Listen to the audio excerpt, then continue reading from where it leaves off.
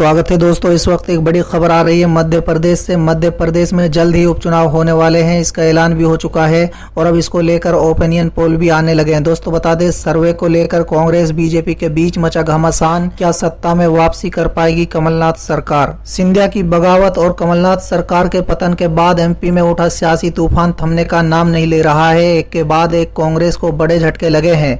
तो वहीं कुछ दिन पहले 3 कांग्रेसी विधायक इस्तीफा देकर बीजेपी में शामिल हो चुके हैं। ऐसे में मध्य प्रदेश कांग्रेस ने दावा किया है कि ताजा सर्वे ने बीजेपी की नींद उड़ा दी है और आगामी उपचुनाव में बीजेपी को 27 में से एक भी सीट नहीं मिलेगी। और इस दावे को बाकायदा मध्य प्रदेश कांग्रेस ने अपने ऑफिशियल ट्विटर हैंडल से ट्वीट भी किया है। इस ट्वीट के बाद सियासत गर्मा गई है। जहां बीजेपी ने इसको कांग्रेस का गहरी गफलत में जीना बताया है, तो वहीं कांग्रेस ने इसको सही बताया है। दोस्तों दरअसल विधायकों के इस्तीफे पर एमपी कांग्रेस ने एक के बाद एक के ट्वीट किए।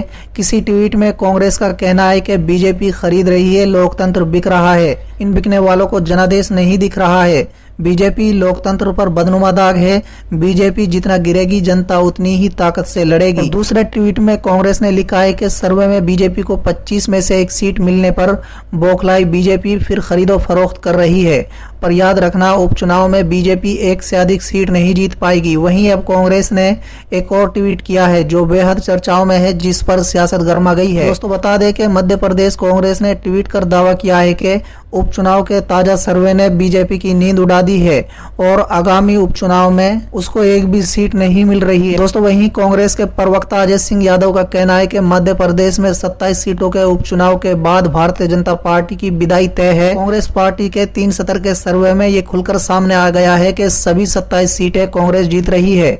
साथ ही भारतीय जनता पार्टी ने आंतरिक रूप से जो सर्वे कराया है, उसके चलते भारतीय जनता पार्टी में बौखलाहट का माहौल बना हुआ है। तमाम बिके हुए नेताओं को क्षेत्र में घुसने की जगह नहीं मिल रही है और सभी 27 सीटें भारतीय जनता पार्टी हारने वाली है। इसलिए भारतीय जनता पार्टी उपचुनाव टालने की कोशिश कर रही है। कोरोना के बहाने से उपचुनाव नहीं करवाए जा रहे हैं, क्योंकि भारतीय जनता पार्टी समझ चुकी है कि उपचुनाव होते ही मध्य प्रदेश में कांग्रेस की सरकार और कमलनाथ जी का मुख्यमंत्री बनना तय है। दोस्तों बता दें कि उपचुनाव से पहले कांग्रेस के 3 विधायक और हजारों कार्यकर्ताओं को अपनी झोली में आने के बाद बीजेपी आत्मविश्वास से लवरेज दिखाई दे रही है। भारतीय जनता पार्टी को इससे कोई असर नहीं पड़ता कि कांग्रेस क्या ट्वीट कर रही है।